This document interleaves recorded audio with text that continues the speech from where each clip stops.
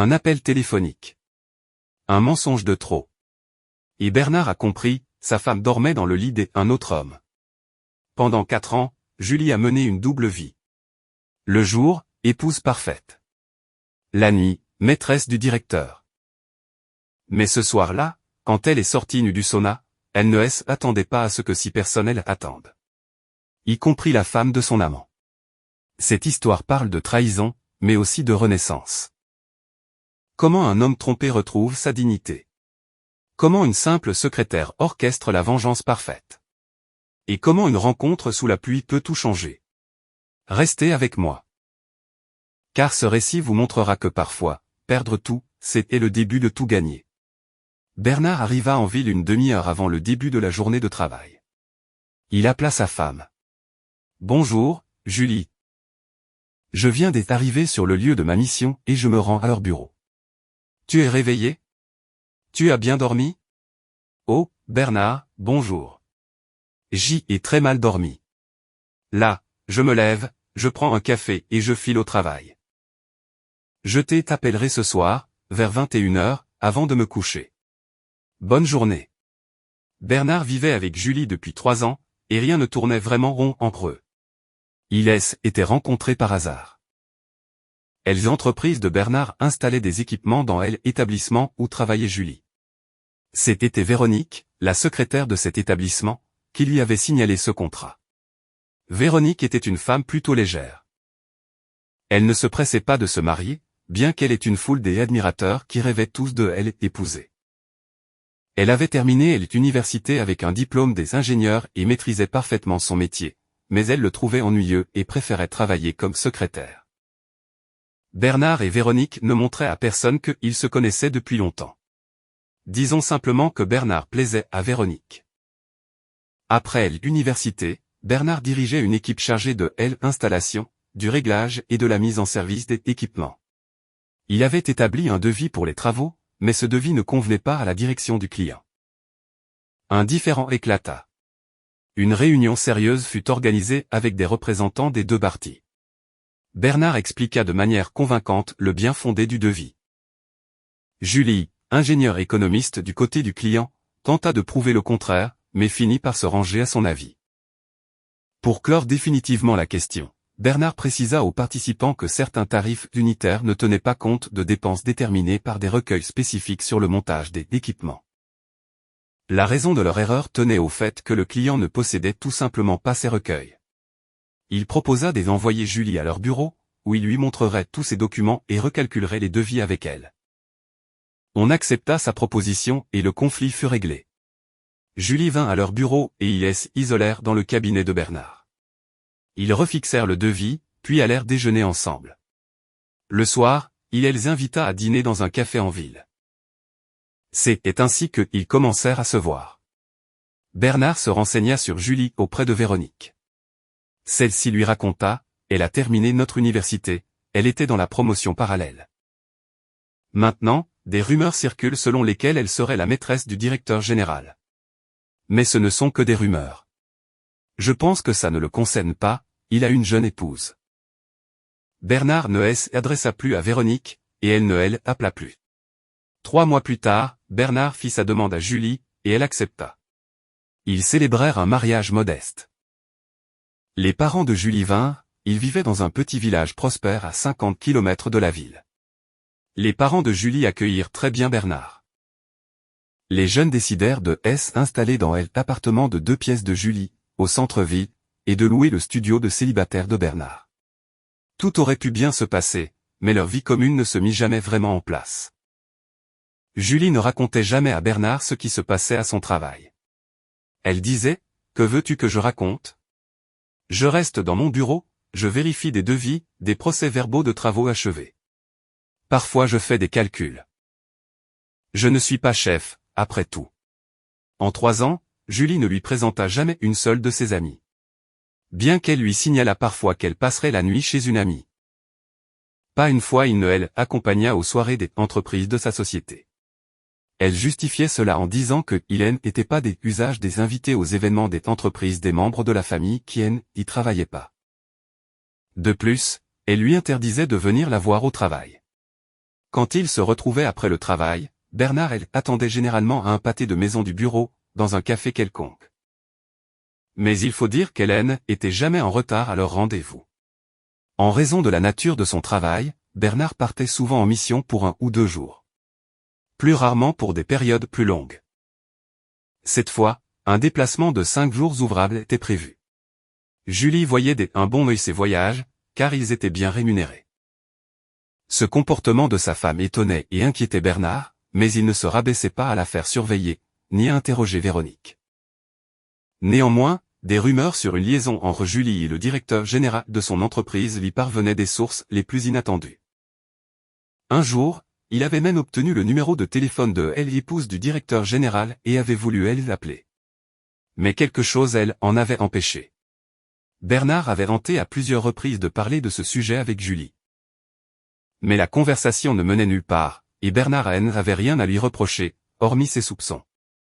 Ainsi perdu dans ses pensées, il arriva au bureau de l'entreprise où il était en mission.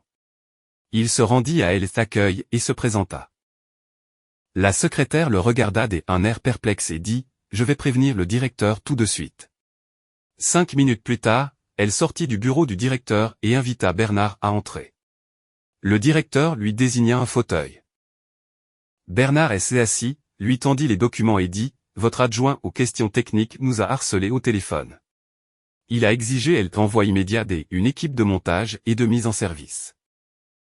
Et il nous a envoyé 2 lettres de réclamation affirmant que nous retardons le montage et la mise en service de l'équipement que vous avez acheté, et que nous compromettons la mise en exploitation du site. Vous avez les lettres avec vous? J'y en ai des copies. Donnez-moi ces copies. Nous allons retirer ces lettres et vous présenter nos excuses. Quoi, vous avez trouvé autres techniciens? Mais non, vous comprenez. L'équipement n'a même pas encore été acheté. De plus, le bâtiment où il doit être installé est encore en construction. Nous avons simplement eu un petit désagrément que nous n'avons pas remarqué immédiatement. Mon adjoint aux questions techniques est mis à boire un peu, et il a fait un délirium tremens. On ne en est pas rendu compte tout de suite. Pendant ce temps, il a fait des dégâts considérables. On a remarqué que vendredi, quand il est mis à chasser des souris dans le bureau, à parler pendant les réunions avec on ne sait qui et on ne sait de quoi. Bref, on a appelé les urgences, ils ont fait venir des spécialistes en toxicomanie, et ils ont envoyé au centre de désintoxication. Sa femme a dit que n'avait pas été sobre un seul jour le mois dernier. Donc vous êtes venu pour rien, mais nous vous rembourserons ce déplacement. Et nous vous attendons dans 2 mois. Les équipements ne nous sera pas livré avant. Eh bien, merci. Je pense avoir encore le temps de prendre le train et d'être chez moi ce soir. Attendez seulement, nous allons vous écrire une lettre d'excuses. Bernard sortit dans l'accueil. Il y attendit la lettre, puis partit à la gare. En chemin, il composa le numéro de son directeur et lui rapporta ce qui était passé, que l'équipe d'installation n'était pas nécessaire ici. Et qu'il rentrait, puisqu'il n'avait rien à faire sur place. Une fois les appels terminés, Bernard remarqua que la batterie de son téléphone était déchargée. Il avait simplement oublié de le charger. Le soir, vers 19h, il entra dans l'appartement.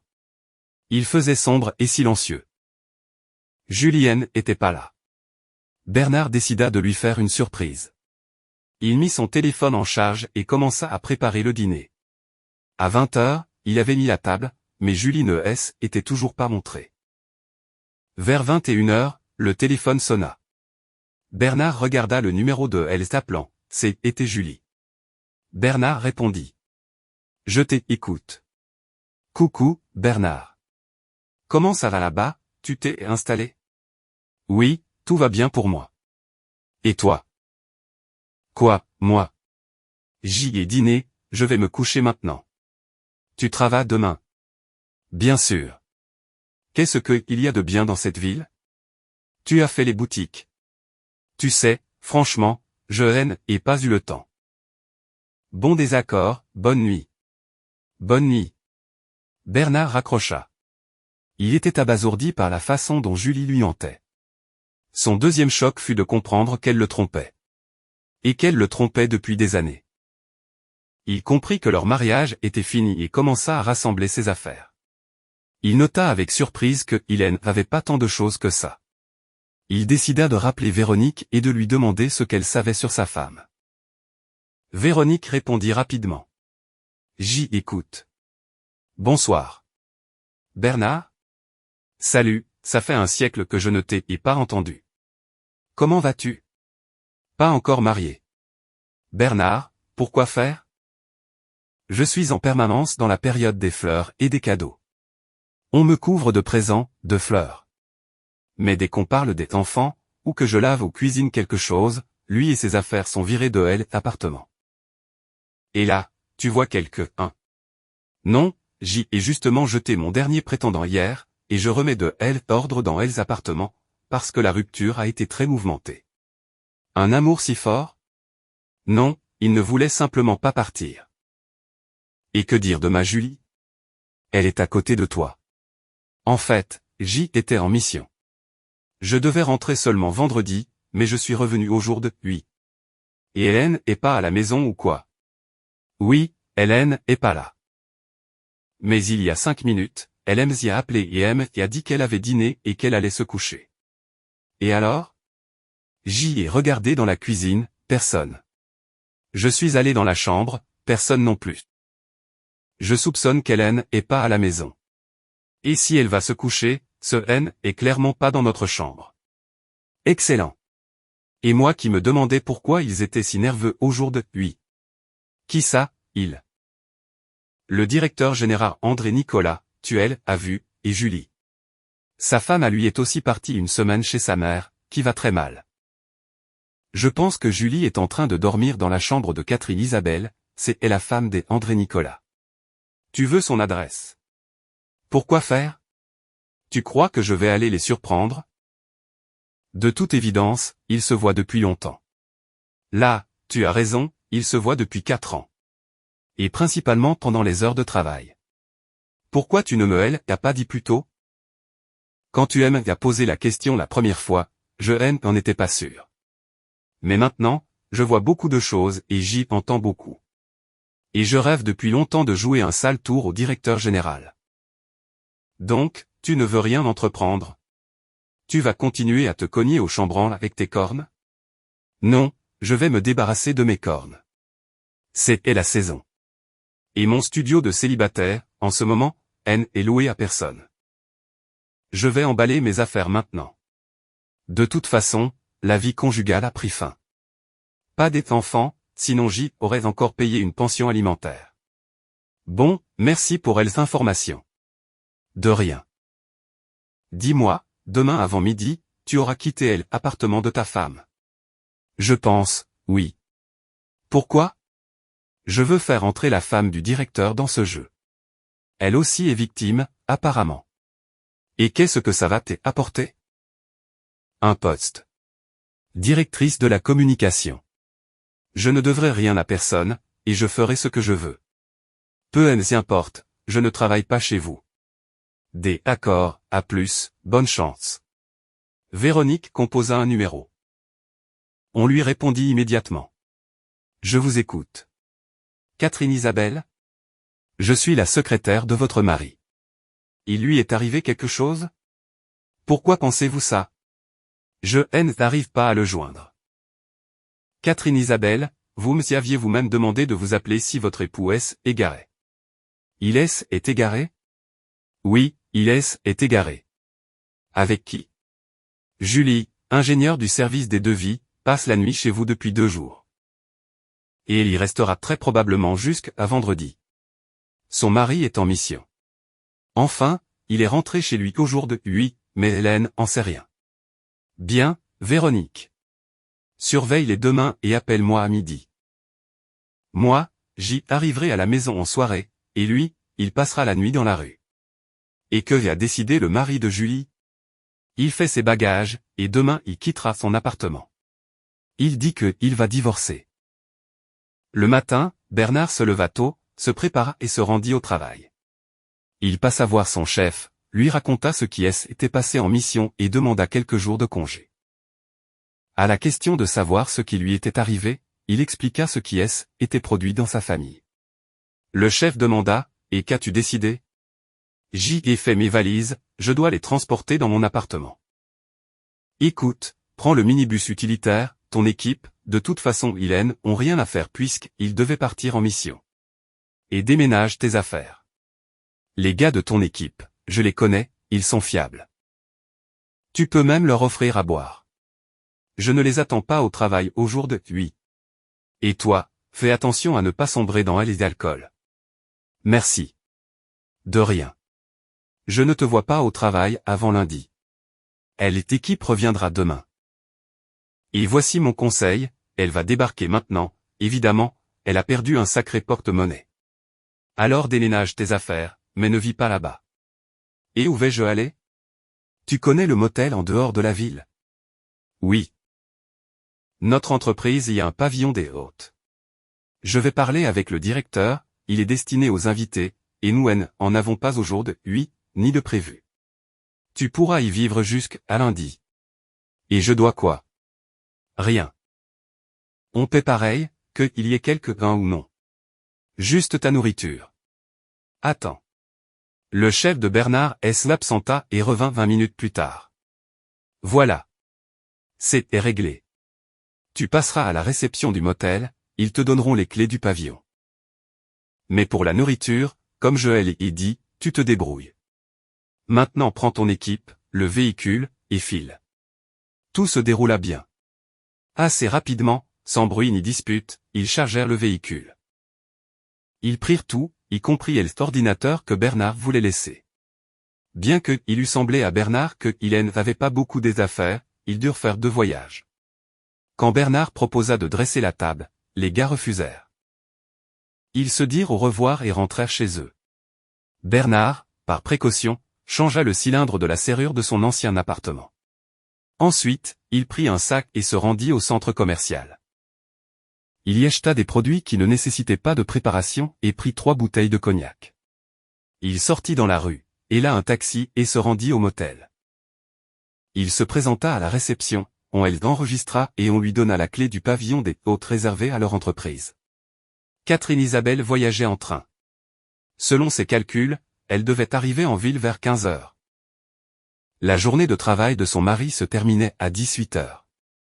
À midi, Véronique les appela et lui raconta qu'après le travail, le directeur de la communication et sa petite amie du service technique, Anne, étaient invités au cottage. On chauffait le sauna au cottage. Il semblait qu'ils y passeraient la nuit, car Anne avait appelé son mari et elle avait prévenu qu'elle était en mission urgente et qu'elle rentrerait le lendemain. Auguste Pierre avait également informé sa femme qu'il était en mission. Catherine obtint les numéros de téléphone de la femme des Auguste Pierre et du mari des Anne. André Nicolas appela chez lui, le responsable du service, et dit « Chauffez le sauna maintenant, mettez la piscine à chauffer. J et des invités au jour de 8. Dressez la table dans le sauna et préparez une chambre des amis, les invités y installeront. Après 15 heures, vous pouvez tous partir. Pas besoin de confier la surveillance. Ah oui, et mettez du champagne au réfrigérateur, dans le sauna. Et bien sûr, pas un mot de tout ça à personne. Le pavillon des hôtes plut à Bernard. Il enfila un survêtement, rangea les provisions. Puis il alla au café du motel où il mangea un morceau, avant de revenir au pavillon. Il passa à la cuisine, ouvrit le cognac, en versa un verre plein. Vers 18 heures, Julie l'appela et lui dit, la journée de travail se termine, je rentre à la maison maintenant. Et toi, comment ça va? Tu es encore au travail, ou déjà à Hells Hotel? Oui, je suis déjà dans ma chambre.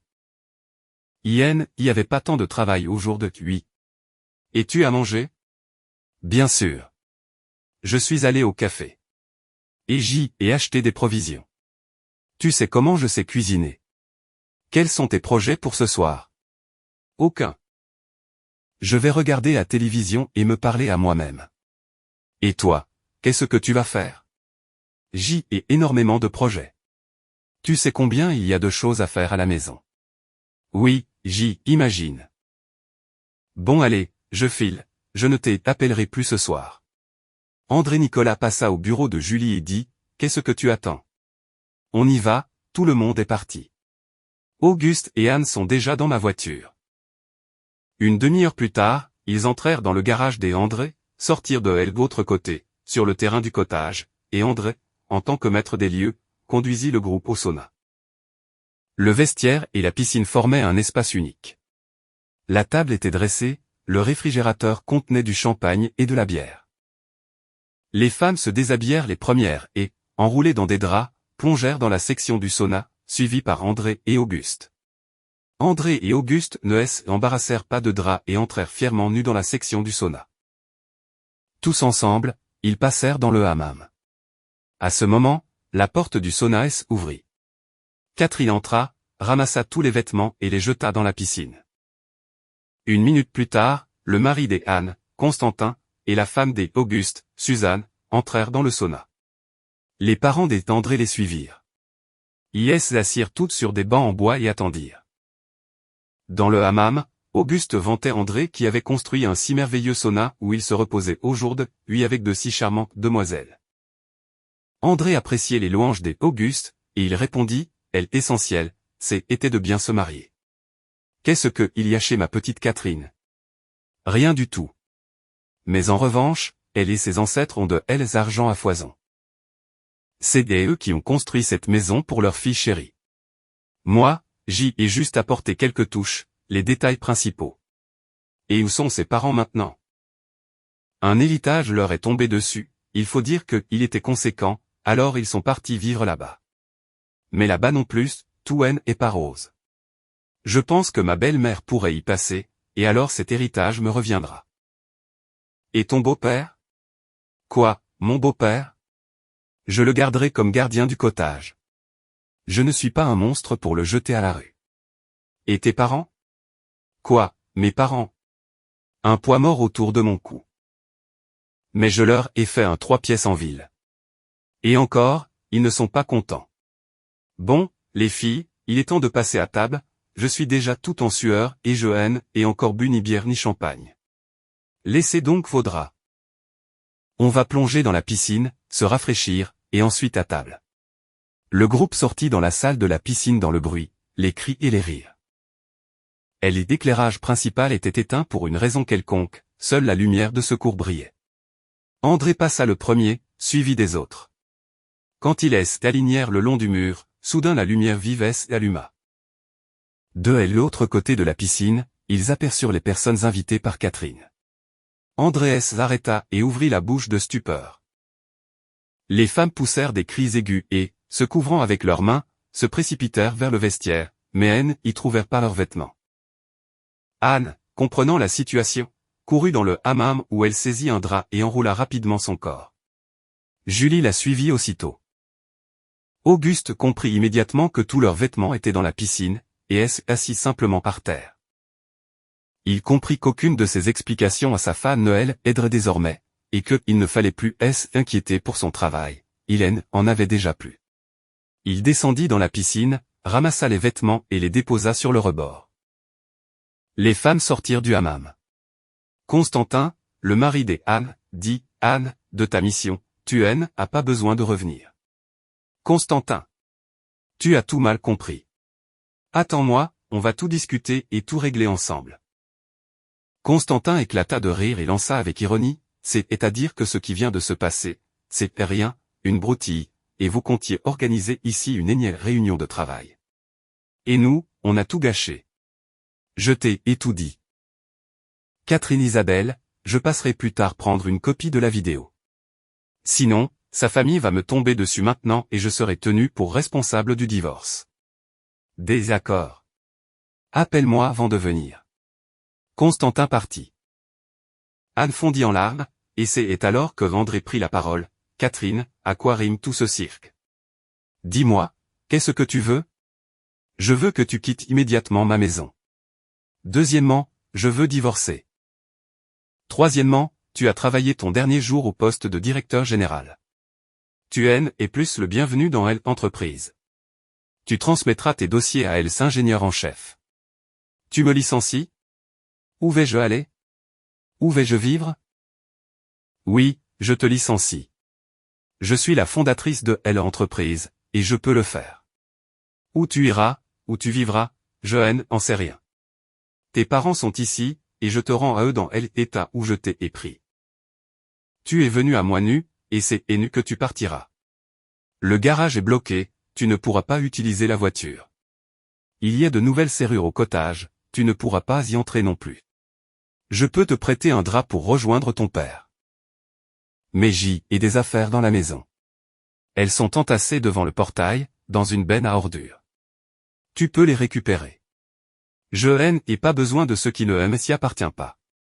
Auguste, vous êtes également licencié. Vous transmettrez vos dossiers à Véronique. Véronique? Mais elle ne sait rien. Oh, Auguste, c'est vous qui ne savez rien. Véronique a une formation d'ingénieur, alors que vous, si je me souviens bien, avez un diplôme des écoles techniques, spécialité mécanicien en instrumentation et automatique. J'y ai quand même suivi des cours de reconversion. Justement, vous les avez suivis. André t'a placé à ce poste après que tu as partagé ta petite amie avec lui. Suzanne intervint dans la conversation. Auguste, tu comprends probablement que toi, comme ta petite amie, vous n'avez pas besoin de revenir de mission. Tu passeras prendre tes affaires vendredi, après avoir téléphoné au préalable. Je ne les garderai pas plus longtemps, et samedi je les jetterai à la poubelle. Catherine Isabelle, j'y aimerais aussi avoir la vidéo de ce soir, et je vais y aller. Suzanne partit. Les parents d'André, qui étaient restés silencieux jusque-là, s'animèrent. Le père dit, même si tu nous considères comme un poids mort autour de ton cou, je vois que tu ne peux pas te passer de nous.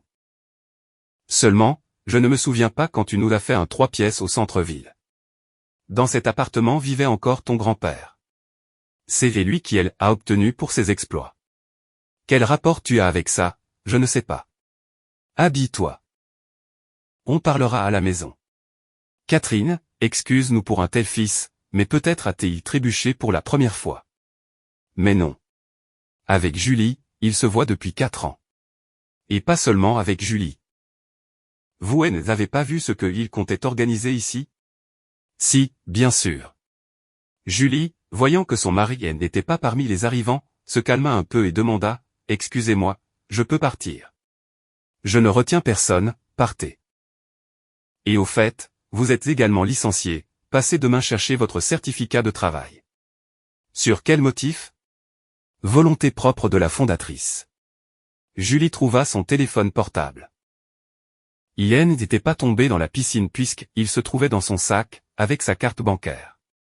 Elle ramassa ses vêtements mouillés et dit à Anne qui sanglotait, « Quoi, tu restes? Viens, on y va tant qu'on peut. Tu resteras chez moi jusqu'à vendredi, et après, désolé, mon mari rentre. » Julie appela un taxi et, enroulée dans un drap, se dirigea vers la sortie. Anne demanda, « Catherine Isabelle, je dois venir au travail demain. » Bien sûr. Il faut récupérer ton certificat de travail. Continuant à sangloter, Anne ramassa ses vêtements mouillés, s'enroula dans un drap et sortit à la suite de Julie. Le taxi arriva. Le chauffeur, voyant 2 passagères enroulées dans des draps, demanda, « Tout va bien pour vous? » Oui, tout va bien, allons-y. Pendant le trajet, Julie dit à Anne, « Heureusement que Bernard est en mission. Quand il reviendra, je lui dirai que j'y ai changé de travail. » Elles arrivèrent devant l'immeuble. Le chauffeur s'approcha le plus près possible de elle rentrée. Julie régla la course. Elles bondirent hors de la voiture et se précipitèrent dans le hall. Elles montèrent jusqu'au palier. Julie ouvrit la porte et elles s'engouffrèrent dans l'appartement. Allumant la lumière et jetant un coup d'œil rapide à la pièce, Julie comprit tout. Son mari savait tout, et il avait quitté. Elle s'assit à la table et se mit à pleurer. Anne s'affola. « Julie, qu'est-ce qui se passe? Tout est derrière nous maintenant. » Vraiment? Tout est derrière nous maintenant. Et mon mariage aussi. Tu as dit que ton mari était en mission. Je le croyais aussi, mais maintenant je vois que il y a plus aucune de ses affaires dans la maison. Il savait que je le trompais, et il a peut-être même organisé ce piège dans lequel nous sommes tombés. Mais il n'était pas là-bas. Ses affaires ne sont pas dans la maison non plus. Et il a dormi ici. Alors que moi, j'y ai passé la nuit chez André Nicolas, croyant que Bernard était à l'hôtel, dans la ville voisine. Je l'ai même appelé. Je lui ai dit que j'y étais à la maison, que j'y avais dîné et que j'y allais me coucher. Appelle-le, il attend sûrement ton appel. Et qu'est-ce que je vais lui dire? Je ne sais pas. Probablement que j'y ai été viré du travail, comme le directeur des tailleurs. Et que ma liaison avec le directeur a été détruite par sa femme, qui l'a fait traverser les rues de la ville nue. Néanmoins, Julie appela son mari, mais comme prévu, personne ne répondit. Réfléchissant, Julie se changea en vêtements secs, accrochant les vêtements mouillés pour les faire sécher. Elle donna à Anne un peignoir éponge, lui montra où suspendre le linge et les vêtements mouillés. Elle passa dans la cuisine, mit la bouilloire en marche, s'assit à la table et commença à écrire des SMS à son mari. Anne vint la rejoindre, ennuyant dans la pièce. Elle aussi avait une foule de questions, et la principale était de savoir comment récupérer son mari. Sa situation était pire que celle de Julie, puisque son mari, elle, avait vu sortir du sauna en compagnie des autres. Elle déclara à Julie, « Je ne sais pas comment vivre maintenant, je ne peux pas vivre sans mon mari. Il était mon soutien. On pouvait toujours compter sur lui. Et toi, tu étais le soutien de ton mari. On pouvait compter sur toi. Il obtenait tout, et toujours. Je n'ai jamais ignoré ses demandes et ses désirs. Alors pourquoi tu t'es lié avec Auguste? Probablement pour la même raison que toi avec André. Pour la plénitude des sensations. Oui, nous avons des sensations à revendre maintenant. Comment ça, traverser toute la ville nue? Le chauffeur de taxi a failli tomber de sa voiture quand il nous a vus. Non, tout est arrivé à cause du sentiment que nous pouvions tout nous permettre. Et nous avons payé le prix. Et comment rétablir le statu quo, je ne sais pas. Bernard se réveilla au motel. Il avait pas mal à la tête, il avait finalement trouvé la force de s'arrêter hier soir. Néanmoins, Is était endormi sur le canapé, Ien n'était pas allé jusqu'à la chambre. Il se souvint de ce qui elle avait amené au motel. Et il sentit que la tension qu'il avait ressentie ces derniers jours était dissipée. Il activa son téléphone. Une pile des appels sans réponse, et une masse de SMS. Tous de Julie. Il en ouvrit un au hasard, pardonne-moi, c'était juste une erreur. Je ne pensais pas que tout se passerait ainsi. Gilles est décidé de démissionner, je ne travaillerai plus avec André Nicolas. Réponds-moi, je t'ai en prie, ne reste pas silencieux. Globalement, pensa Bernard, c'était exactement ce qu'il supposait. Et oui, elle démissionnera probablement. De toute évidence, Véronique avait quand même fait quelque chose. Il faudrait la rappeler, après le petit déjeuner. Bernard se lava, se changea et alla au café du motel où il prit un copieux petit déjeuner. Ensuite, il rappela Véronique. Salut. Qu'est-ce que tu fais? Comment ça, je prends mes fonctions. Je suis maintenant directrice de la communication. J'y ai tout un service des employés. Et au fait, nous avons des postes vacants de directeur général, des ingénieurs en documentation de projets et devis, et dans le service technique, un poste des ingénieurs. Et pourquoi le directeur général a démissionné? Is est blessé ou quoi? Il est allé au sauna. Et il est parti à Bordeaux? Je ne sais pas, sa femme elle a jeté hors du cottage sans pantalon. Bernard, tu n'imagines pas ce qui se passe ici. En bref, hier, ta Julie, le directeur de la communication, et une idiote du service technique, sont allés au cottage du directeur général pour se réchauffer au sauna. Quand ils sont sortis du hammam vers la piscine, ils ont trouvé la femme du directeur général, le mari de cette idiote, et les parents du directeur qui les attendaient. Et juste avant, les vêtements de ces amateurs de sensations fortes étaient tombés dans la piscine. Comment sont-ils rentrés chez eux? Ta femme a appelé un taxi. Elle a pris sa copine, elles se sont enroulées dans des draps, et elles sont parties. Elle ne t'a pas rappelé. Elles sont parties comme des fantômes? Quelque chose comme ça. Sauf qu'au jour de TUI, elles transmettent leur dossier. Et c'est la décision de la fondatrice. Et toi, comment vas-tu? Merci de demander. Je vais bien. J'y ai pris mon petit déjeuner, je bois un café maintenant, je bavarde avec toi. Et la tienne est hors des elle. Elle appelle partout. Elle essaie de me joindre. Et toi? Je l'ignore. Je vais aller maintenant au cabinet de consultation pour préparer les documents de divorce. Tu ne veux pas lui parler? De quoi? Vous pouvez divorcer par état civil, c'était plus rapide et plus simple. Vous n'avez pas d'enfant. Et comment la faire céder pour qu'elle accepte? Tu vas lui devoir. Je vais te transférer la vidéo de leur virée au sauna hier. C'est Catherine Isabelle qui me a donné, la femme, disons, de ex-directeur général désormais. Va-y. Je t'envoie mon adresse mail par SMS. Bonne chance. Véronique savourait la situation. Dès le matin, tout avait été différent. Premièrement, le directeur général n'était pas à son poste. À sa place, Catherine Isabelle était venue, avait convoqué ingénieur en chef et lui avait confié les fonctions de directeur général. Le directeur de la communication non plus n'était pas arrivé à heure au travail. Mais là, c'était plus simple, Catherine Isabelle avait réuni tous ceux qui dépendaient de lui et avait annoncé que les fonctions de directeur de la communication seraient assurées par Véronique. Véronique, comme elles en étaient convenues avec Catherine Isabelle, avait fait mine d'être surprise et avait accepté. 10 minutes plus tard, Auguste Pierre était arrivé et avait commencé à transmettre ses dossiers. Julie passa devant le bureau, elle était bouleversée, pour rejoindre son service, et un peu plus tard, Anne fit également son apparition. Le matin, Catherine Isabelle avait raconté à Véronique comment tout était passé au sauna. Elle lui avait transféré sur son ordinateur la vidéo de cette rencontre, filmée sous plusieurs angles. Elle lui avait dit de partager cette vidéo avec le mari de Julie.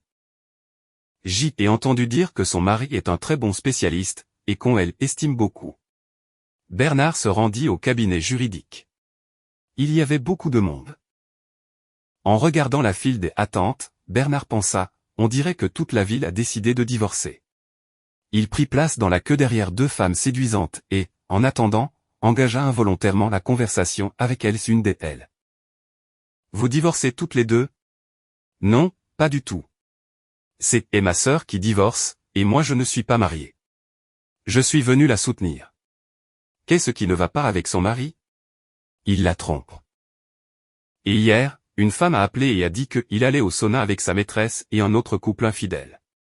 Au sauna municipal? Non, quel sauna municipal? Son directeur a une propriété privée, avec un sauna et une piscine. Et il y emmène ses employés.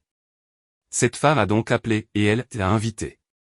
Le mari a téléphoné pour dire qu'il partait en mission urgente et qu'il serait de retour le lendemain. Mais en fait, après le travail, il est allé chez le directeur général. Mais là-bas, il y avait déjà un piège. Et vous, pour quelle raison êtes-vous là? Divorce aussi. Il vous a trompé? Non, je considère le mariage au sérieux et pour longtemps. Et ma femme? Eh bien, elle était dans la piscine avec le directeur général. On y a aussi invité à aller les surprendre. Je y suis pas allé, c'est répugnant. Vous avez peut-être bien fait. Et comment allez-vous procéder pour le divorce, par le tribunal ou par état civil? J'y écouterai ce que dira l'avocat. Les femmes entrèrent chez l'avocat. On entendait la conversation dans le bureau. Elles ne parlèrent pas longtemps. La sœur célibataire sortit, mais la femme d'Auguste, comme Bernard le comprit, resta. Que avez-vous décidé? Elle ira au tribunal. Ils ont leur propre maison. Mais ce sont nos parents qui ont construite. J'y ai renoncé à ma part à l'époque en faveur de ma sœur. Il y a fait quelques améliorations. L'avocat a dit que ce serait un bien litigieux, comme la voiture. En plus, il y a des enfants. Une fille de 17 ans et un fils de 16 ans. Quand ils ont appris qu'il la trompait, et depuis longtemps des tailleurs, ils lui ont dit de ne pas rentrer à la maison. Ils ne le laisseront pas entrer. Et où est-il maintenant? Il a pris ses affaires au jour de lui, ses vêtements, costumes, chemises, chaussettes. Ses fringues, quoi. Et il est installé chez ses parents. Il est venu ce matin, à demander pardon. Puis il a couru au travail pour transmettre ses dossiers. Ce sera difficile pour elle sans son mari. Mais il ne participait pas à la vie de famille. Toujours au travail, toute sa vie. Donc il ramenait de bons revenus? Quels revenus? Là, il vient d'obtenir le poste de directeur de la communication, mais avant il était un simple larbin. Et puis son éducation, c'est une école technique professionnelle. Et encore, on ne sait pas il a terminé. Mais il a la langue bien pendue. Il raconte n'importe quoi, on pourrait l'écouter pendant des heures. Et à Suzanne, il a raconté des histoires toute sa vie. Alors elle vivra très bien sans lui. Elle a un bon travail et une excellente équipe. On la respecte. Et son salaire est le même que celui d'Auguste. Seulement, on ne sait pas où il dépense son argent, alors que tout le sien va à la famille. Il faut vérifier, faire des demandes à la banque. Els avocat a dit la même chose. Comment vous appelez-vous? Nathalie. Enchanté, Bernard. On discute, mais je ne connais même pas votre prénom. Suzanne sortit, et Bernard, excusant auprès de Nathalie, entra dans le bureau. Une jeune femme en tailleur strict y était assise. Elle demanda, quoi, divorce aussi? Oui, divorce aussi. Asseyez-vous et racontez-moi. Que raconter? Devant moi, il y avait une femme qui vous a raconté comment on a surpris des infidèles dans une piscine. Parmi ces couples, il y avait ma femme. Tout cela est intéressant, mais chaque affaire a ses nuances. Commençons par me dire qui vous êtes et comment vous avez découvert l'infidélité de votre femme. Bernard soupira et commença à raconter son histoire. Il omit certains détails, comme le fait qu'il avait appris l'infidélité par la secrétaire Véronique. Mais dans ensemble, tout était objectif et précis. Els avocat, pendant le récit de Bernard, prenait des notes dans un carnet. Après avoir écouté jusqu'au bout, elle dit, je vous recommanderais de procéder au divorce par état civil. C'est plus rapide et moins cher. Je vous aiderai à préparer la demande de dissolution du mariage, je discuterai avec votre femme et j'y essaierai de la convaincre de ne pas porter affaire devant les tribunaux. Si, bien sûr, vous êtes déterminé à divorcer et que la réconciliation est impossible pour vous. Quelle réconciliation pourrait-il y avoir? Elle était comme une deuxième épouse pour son directeur. Il ne peut y avoir aucun retour en arrière. Très bien. Avez-vous communiqué avec votre femme après ce qui est passé? Non, j'ai lu un seul de ses SMS, c'est tout. Et encore, elle a commencé à mentir dedans. Sur quoi exactement? Elle disait qu'elle allait démissionner et qu'elle ne travaillerait plus avec André Nicolas. Et où est le mensonge? C'est qu'ils ont tous été virés du travail. La femme du directeur leur a dit de venir chercher leur compte. Et le directeur aussi a été licencié. Ayant terminé ses affaires avec elle, avocat et convenu avec elle de coordonner leurs actions, Bernard sortit dans la rue et se dirigea tranquillement vers arrêt de minibus. Il n'était pas pressé. Et soudain, la pluie se mit à tomber. Ne voulant pas se mouiller, Bernard se réfugia sous l'abri d'un arrêt de bus. En regardant autour de lui, il aperçut Nathalie. Bonjour encore. Vous avez raccompagné votre sœur? Oui, je l'ai raccompagnée. Mais elle est allée au travail, elle est irremplaçable. Et moi, j'y ai un jour de congé au jour de 8. Et voilà que la pluie a commencé, et je n'ai pas pris de parapluie. Je ne m'y attendais pas vraiment. Écoutez, Nathalie. On pourrait peut-être aller dans ce café là-bas. Il est presque l'heure du déjeuner, et la pluie ne semble pas prête de s'arrêter. C'est gênant. Je ne vous connais pas du tout. Eh bien, on va faire connaissance. Mais je n'ai pas pris assez d'argent pour payer un déjeuner. Nathalie, c'est moi qui vous invite, donc c'est moi qui offre. À quoi bon rester sous un abri alors qu'on peut passer le temps en attendant la fin de la pluie à une table? D'accord, vous m'avez convaincu. Mais sachez que ça fait longtemps que je ne suis pas allé dans un restaurant ou un café. Eh bien, il faut corriger ça. Et passons au tutoiement. Ils coururent rapidement jusqu'au café et entrèrent. Une musique discrète y jouait. Il y avait peu de clients à cette heure de la journée. Principalement ceux qui étaient simplement abrités de la pluie. Ils prirent une table pour deux près de la fenêtre. La serveuse s'approcha et tendit le menu à Bernard, qui le passa à Nathalie. Évaluant les plats qui y figuraient, Nathalie dit d'une voix hésitante, « Bernard. Tout est si cher ici. Ne t'inquiète pas, mon budget peut le supporter. Néanmoins, Nathalie choisit pour elle les plats les moins chers. Mais Bernard, en énumérant les plats du menu à la serveuse, corrigea discrètement cela. Il bavardait de tout et de rien quand la serveuse apporta une bouteille de vin sec et 2 verres. En leur présence, elle ouvrit la bouteille et versa un peu à Bernard pour qu'il goûte. Il but une gorgée et hocha la tête en signe d'approbation. Alors elle versa le vin dans les 2 verres et s'éloigna. Je ne sais même pas, je n'aurais pas pensé que tu commanderais du vin. J'y supposé qu'un bon vin à cette heure de la journée ne ferait pas de mal. Tu sais, à une époque, était même habitué à boire un verre de rouge, de rosé ou de blanc au déjeuner. Alors quoi, tu es alcoolique? Bernard sourit. Non, je n'ai pas eu le temps de sombrer. Simplement, j'y ai passé elle y était dernier en Espagne, et là-bas les Espagnols boivent du vin au déjeuner ou au dîner. Ensuite, leur conversation porta sur les voyages à la mer, les vacances. Nathalie s'avéra être une excellente conteuse, et Bernard était un auditeur reconnaissant. Le temps passa imperceptiblement.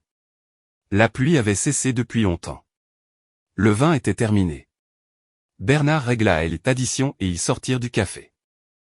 C'était alors que le talon de Nathalie se cassa. Mais quelle journée! Tu dois aller loin? Assez loin. Bernard héla un taxi et ils partirent. En chemin, Nathalie raconta, j'y ai donné la maison de mes parents à ma petite sœur, moi-même j'y habitais chez ma tante, la sœur de ma mère. Elle avait un 2 pièces. Mais elle est morte il y a quelques années, et son mari était mort encore avant. Bernard accompagna Nathalie jusqu'à son entrée des immeubles, et comme elle ne l'invitait pas chez elle, il jugea indélicat de s'imposer. Avant de se dire au revoir, il lui demanda son numéro de téléphone. Il demanda, Nathalie, qu'est-ce que tu fais demain? Rien, je rentre du travail, je prépare le dîner et je regarde la télévision. Tu ne serais pas contre si je t'invite au théâtre pour voir un spectacle? Vraiment? J'y irai au théâtre avec plaisir. D'accord, demain à 18h précise, je serai ici, près de l'entrée. Il lui dit au revoir et alla d'abord au guichet du théâtre acheter des billets, puis passa à son appartement prendre un costume de cérémonie et une chemise propre, avant de retourner au motel. Le lendemain, ils allèrent au théâtre. C'était la première du spectacle. Et par tradition, tous les hommes des affaires locaux étaient présents au théâtre. Certains avec leurs femmes, d'autres avec leurs maîtresses. Pendant ce temps, la rumeur de 2 femmes enroulées dans de simples draps rentrant chez elles après une rencontre ratée avec leurs amants au sauna était déjà répandue dans toute la ville. Il se trouva que beaucoup se souvinrent de Bernard à cette occasion. Et voilà qu'il apparut au théâtre avec une très belle femme qui n'était pas sa femme. Le spectacle n'était pas encore terminé que Julie savait déjà que son mari était au théâtre avec sa maîtresse. Elle en avait décidé ainsi. Il ne rentre pas et ne vit pas dans son appartement. Donc il vit chez sa maîtresse. Sa première impulsion fut d'aller au théâtre et d'y faire un scandale. Mais elle changea d'avis. Parce que 2 scandales en si peu de temps, ce serait trop pour elle. Et elle devait encore trouver du travail. Elle décida que de toute façon, tôt ou tard, elle le retrouverait, et qu'alors il faudrait décider comment le faire revenir à la maison. Bernard raccompagna Nathalie jusqu'à son entrée. Comme aucune invitation à monter chez elle ne vint, il lui dit au revoir et convint d'un rendez-vous pour samedi. Il retourna au motel, alla au café, dîna. Il rentra chez lui. Soudain, son téléphone sonna. C'était elle, avocat. Bonsoir, Bernard. C'est Marie-Véronique. Je vous appelle toute la soirée, vous ne répondez pas. Excusez-moi, j'y étais au théâtre, j'y ai éteint mon téléphone. Je viens de le rallumer à l'instant.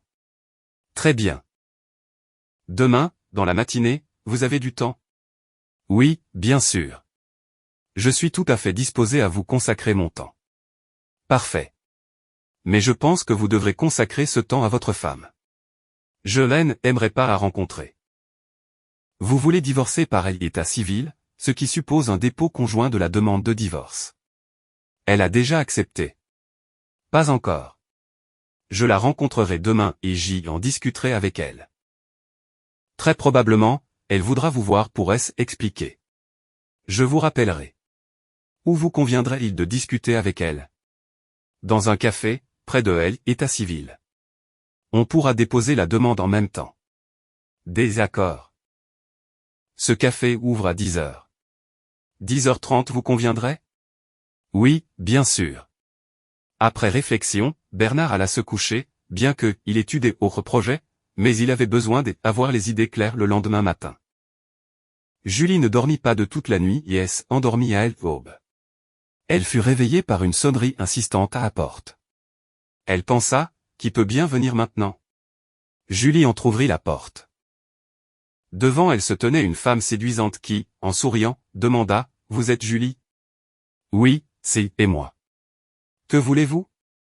Je suis l'avocat de votre mari. Je voudrais vous parler avant de prendre une décision. Quelle décision? Allez-vous divorcer par le tribunal ou par l'état civil? Je ne veux en aucun cas divorcer. Je pense que le couple peut être sauvé. Je vous comprends, mais il n'y a aucune chance. Croyez-moi. Ce n'est pas le premier divorce où je fournis une assistance juridique. Me permettez-vous d'entrer? Sinon, tout l'immeuble va bientôt être au courant de votre divorce imminent. Ils le savent déjà, comment je suis rentré chez moi dans un drap. Ils ricanent dans mon dos. Entrez. Julie et Marie-Véronique passèrent dans l'appartement, dans la cuisine. Là, Julie demanda, « Vous prendrez du thé ?» Volontiers. Le fait que les voisins ricanent dans votre dos, c'est regrettable, mais imaginez-vous comment votre mari aurait perçu tout cela. J et L, impression qu'il est très sensible. Sensible? Hier, il était déjà au théâtre avec sa maîtresse. Il essaie de vous oublier. Vous vous souvenez, comme dit la chanson, une nouvelle rencontre est le meilleur remède contre la solitude. Mais je ne pense pas que tout cela soit facile pour lui, il souffre. Alors peut-être que le temps arrangera tout. Non, je ne pense pas. Votre liaison avec André Nicolas dure depuis environ 4 ans, il le sait, et il ne vous pardonnera pas. C'était lui qui vous a dit? Non, c'était André Nicolas lui-même qui me a dit. J'y ai discuté avec lui hier. Par ironie du sort, je représente les intérêts de sa femme au tribunal, ainsi que les intérêts de Suzanne, la femme d'Auguste. Et quoi, aucun de nous ne pourra sauver son mariage? Catherine Isabelle ne lui pardonnera certainement pas. Surtout après les bêtises qu'il a dites dans le hammam, car cette conversation a également été enregistrée, et ils ont tous écouté votre discussion. Par haut-parleur. Il n'y a pas de vidéo de votre temps dans le hammam. En revanche, il y a une vidéo de vous aligner le long du mur de la piscine, pas tout à fait vêtu. Vous avez vu tout cela? 3 fois. De 3 clients. Suzanne ne pardonnera pas non plus son mari. Bien que sa sœur lui ait dit de réfléchir à sa décision. Mais elle est déterminée. Et votre mari, il ne reviendra pas. Quand vous avez appelé lundi, il était assis dans cette cuisine, et vous lui disiez que vous aussi étiez dans cette cuisine en train de boire du thé. Et ce fut la fin de votre mariage. Et si je le rencontre et que je demande pardon? Vous devrez le rencontrer si vous déposez une demande de divorce à l'état civil. Quant au pardon, je pense qu'il vous pardonnera, mais il ne reviendra pas. Où vit-il? Je ne le sais pas. Je communique avec lui par téléphone et par Internet. Si nous ne nous mettons pas d'accord maintenant, ce soir, je lui enverrai une requête pour le tribunal. Il la déposera lui-même au tribunal. Par la suite, c'est moi qui irai au tribunal pour cette affaire. Et je gagnerai de l'argent sur cela. C'est-à-dire qu'il ne sera pas au tribunal. Cela dépendra de son souhait. Mais il peut ne pas y apparaître. Dans 6 mois, vous serez inévitablement divorcé. Mais j'y ai entendu dire que il y a un litige sur les biens, le divorce peut durer des années. Bernard en a été prévenu. Il a dit que si une question sur un bien quelconque se posait, il y renoncerait. Et quand prévoit-il de me rencontrer? Et de déposer la demande à l'état civil? Il sera à 10h30 dans un café, près de l'état civil. Vous pouvez prendre le petit déjeuner et aller ensuite à l'état civil. Et vous, où serez-vous? Pourquoi auriez-vous besoin de moi? Vous déposez la demande, et dans un mois, vous êtes divorcé. Admettez-le, vous ne l'aimez pas. Je ne sais pas, je me suis habitué à lui, au fait qu'il soit toujours là. Et pourtant, vous couriez au rendez-vous avec André. Il est complètement différent, mais je ne l'aimais pas non plus. Vous voyez, vous dites vous-même que vous n'aimiez pas André non plus. Tout comme vous n'aimiez pas Bernard. Mais Bernard vous était comme il organisait votre quotidien, il était quelque part votre porte-monnaie. Il remplaçait votre amant quand celui-ci n'était pas disponible. Oui, vous compreniez probablement, quelque part au fond de vous, que cela ne pouvait pas durer éternellement. Je le comprenais. Seulement, je pensais que je romprais avec André avant. Seulement, après avoir rompu, vous ne vous seriez pas arrêté. Quelqu'un des autres serait apparu. Ce qui est passé était inévitable. C'est-à-dire. L'inévitabilité, c'est un lien nécessaire, essentiel et constamment répété entre les phénomènes du monde réel. Croyez-moi, il y avait eu la moindre chance de sauver vos couples, Joël aurait utilisé. Bernard était assis dans le café. Soigné dans sa tenue, chemise fraîche, sans alliance au doigt. Il attendait sa commande et elle y arrivait de Julie. Il savait déjà qu'elle devait venir. Et elle apparut. Elle demanda, « Tu as commandé quelque chose pour moi? Qu'est-ce que tu prends? Juste un café, ou quelque chose à manger aussi? Quelque chose à manger? Je paierai moi-même. Je ne vais pas t'appauvrir. Je ne sais pas, hier au buffet du théâtre, tu régalais une dame remarquable, et apparemment, tu as payé pour elle. Tu as décidé de te remarier, c'est pour ça que tu te dépêches avec le divorce. Non. Je n'ai pas intention de me remarier pour instant. Mais il faut comprendre que je suis quand même un être humain vivant, et que j'y ai besoin de communiquer. Tu aurais pu venir chez moi, on aurait pu discuter. Excuse-moi, Julie, mais c'est exclu. Julie passa commande. Ils prirent leur petit déjeuner en silence. Bernard régla les additions et ils se dirigèrent vers la sortie. Julie n'avait pas dit un mot. À la sortie, elle se tourna résolument vers l'état civil. Là, après discussion, on accepta leur demande de dissolution du mariage. On leur dit que dans un mois, ils pourraient revenir à l'état civil pour obtenir leur certificat de divorce. Après cela, Julie et Bernard quittèrent l'état civil. Et c'est seulement alors, dans la rue, que Julie dit soudain, « Bernard, pardonne-moi. Tu es le seul souvenir lumineux de ma vie. Et je t'ai fait souffrir. Pardonne-moi, si tu peux, et ne garde pas de rancune. » Je ne garde pas de rancune. Oui, j'y ai très mal, mais je comprends que il y aura plus de vie commune pour nous. Qu'est-ce que tu vas faire maintenant? Chercher du travail. Il faut bien que je vive. Et encore, je te demande de retirer le blocage de mes appels. Je ne vais pas t'importuner. Mais parfois, il faudra simplement demander quelque chose ou avoir un conseil. Des accords. Et pour le travail, de l'autre côté de la rue, il y a un bureau d'études et de devis. Il cherche un économiste, et le salaire est le même que celui que tu avais. Si tu veux, va voir le chef et dis que tu viens de ma part. Merci. Bernard et Julie se séparèrent. Finalement, Bernard et Julie divorcèrent. Et chacun suivit son propre chemin dans la vie. Bernard continua à voir Nathalie. Un jour, elle les invita chez elle pour le thé. Depuis lors, ils vécurent ensemble. 6 mois plus tard, Bernard apprit que Nathalie était enceinte. Il lui fit sa demande et elle accepta. Ils célébrèrent leur mariage 1 mois plus tard. Véronique, ayant occupé le poste de directrice de la communication, se montra être une dirigeante tenace et déterminée. En 1 mois, elle imposa à tous les cadres dirigeants et devint un pilier de l'entreprise pour Catherine Isabelle. Mais elle ne se pressait toujours pas de se marier. Catherine Isabelle divorça de son mari et se consacra principalement au contrôle général de l'entreprise qu'elle avait créée. Son mari n'obtint rien après le divorce.